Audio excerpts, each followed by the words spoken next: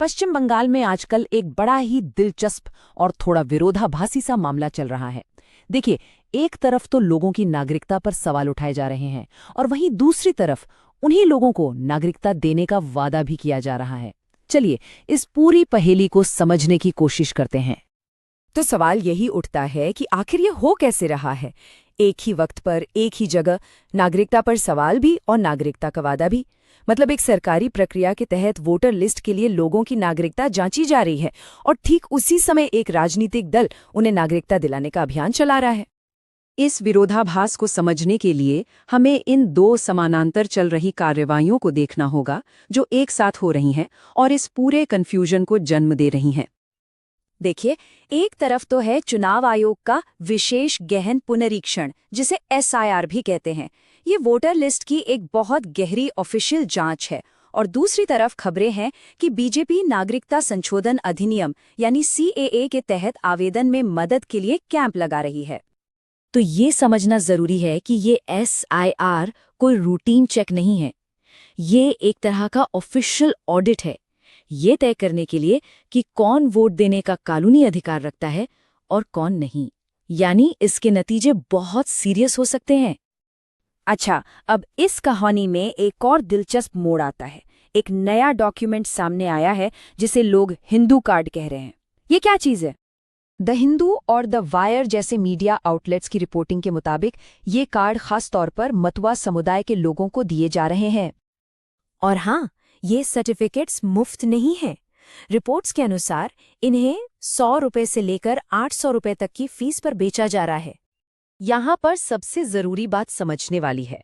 ये कार्ड भले ही किसी की हिंदू पहचान की पुष्टि का दावा करते हों, लेकिन जब बात नागरिकता या वोटिंग अधिकार की आती है तो कानूनी तौर पर इनकी कोई वैल्यू, कोई महत्व नहीं है।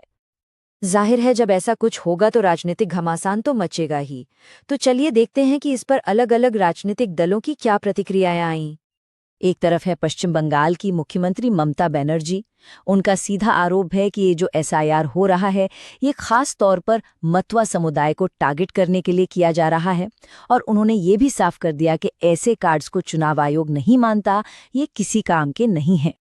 तो वहीं दूसरी तरफ केंद्रीय मंत्री शांतनु ठाकुर ने इस स्थिति को एक तरह से स्वीकार किया और कहा कि अगर SIR में किसी का नाम कट भी जाता है तो CAA उनके लिए एक सेफ्टी नेट, एक सुरक्षा कवच की तरह है।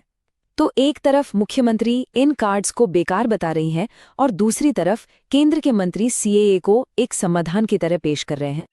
बंगाल में जो हो रहा है वो अब भारत के दूसरे सीमावर्ती राज्यों को लेकर एक बहुत बड़ा सवाल खड़ा करता है। सवाल ये उठता है कि अगर मकसद घुसपैठियों को ढूंढना है तो ये गहन जांच सिर्फ और सिर्फ पश्चिम बंगाल में ही क्यों हो रही है? बांग्लादेश और म्यांमार से सटे दूसरे राज्यों में ऐसा क्यों नहीं हो रहा?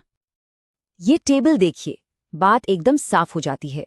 पश्चिम बंगाल में हो रहा है विशेष गहन पुनरीक्षण यानी SIR, लेकिन असम, त्रिपुरा और मेघालय जैसे राज्यों में वहां बस एक स्टैंडर्ड विशेष पुनरीक्षण हो रहा है।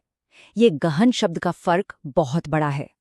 इस पर चुनाव आयोग का आधिकारिक जवाब ये है कि असम का मामला अलग है।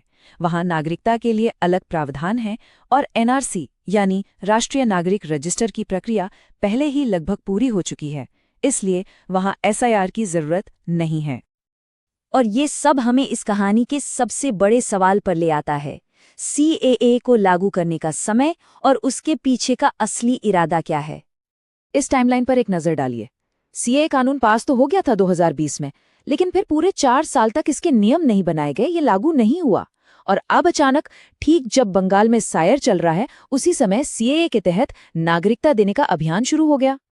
तो ये हमें इस अंतिम और सोचने पर मजबूर करने वाले सवाल के साथ छोड़ जाता है, क्या ये सब सिर्फ एक इत्तेफाक है या फिर ये एक सोची समझी राजनीतिक रणनीति है कि पहले नागरिकता पर एक सवाल खड़ा करो और फिर खुद ही उसका समाधान बनकर सामने आ जाओ? इसका जवाब शायद वक्त ही बताएगा।